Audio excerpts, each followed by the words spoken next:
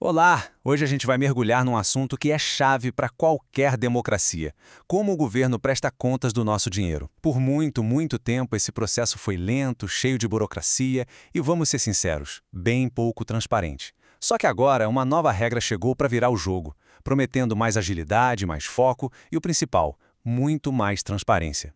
Pois é, essa é a grande questão, né? Gerenciar o orçamento de um país é uma tarefa gigantesca. E garantir que cada centavo está sendo usado do jeito certo é um desafio enorme. O modelo antigo tentava olhar tudo, cada coisinha, e isso, como a gente vai ver, acabava criando um gargalo que atrasava a fiscalização e até a justiça. Então, o resumo da ópera é essa transformação aqui.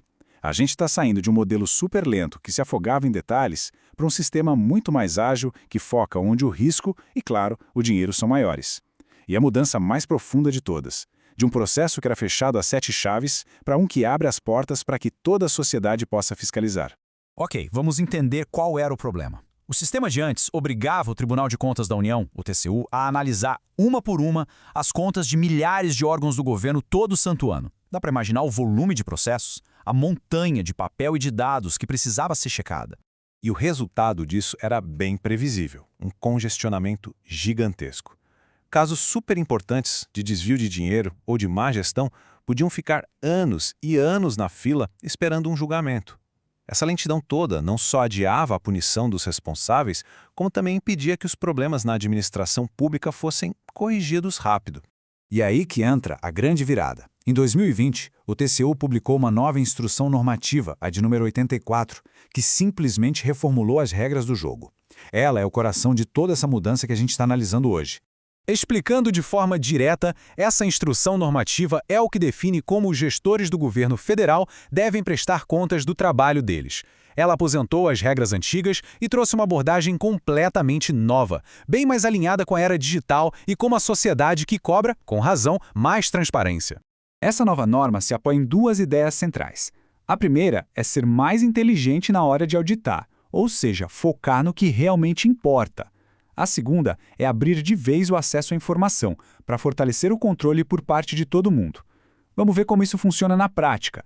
O primeiro princípio é o da materialidade. Sabe, em vez de tentar olhar cada pequena despesa com a mesma lupa, o TCU agora concentra a energia nos órgãos que movimentam mais grana.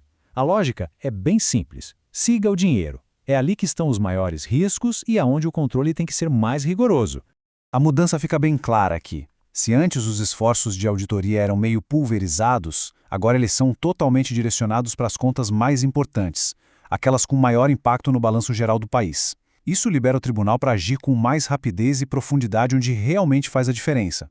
E aqui a gente chega no segundo princípio, que é uma mudança de paradigma. De verdade, a norma, como diz essa citação aí, obriga todas as unidades do governo federal a publicar suas informações financeiras e de gestão na internet.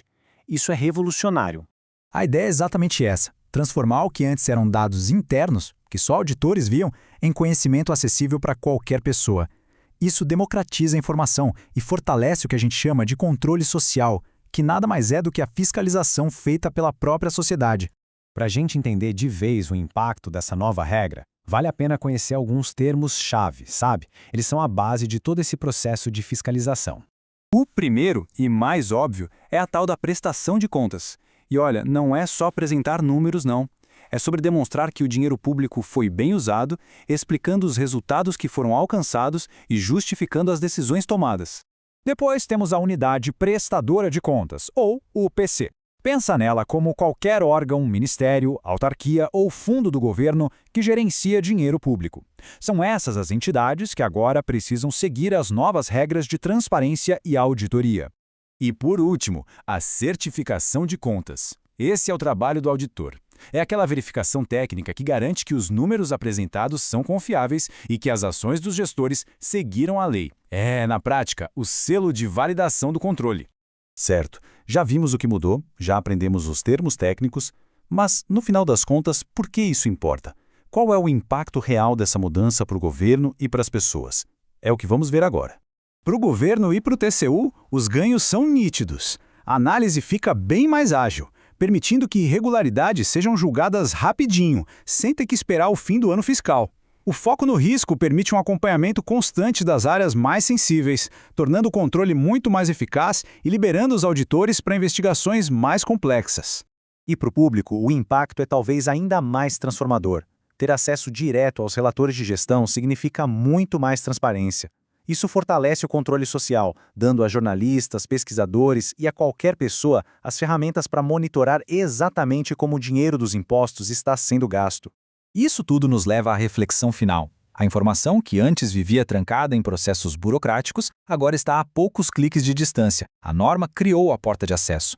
Isso levanta uma questão importante para todo mundo. Com essas novas ferramentas em mãos, como a sociedade pode e deve exercer seu papel na fiscalização do poder? A resposta para essa pergunta vai definir o verdadeiro legado dessa mudança.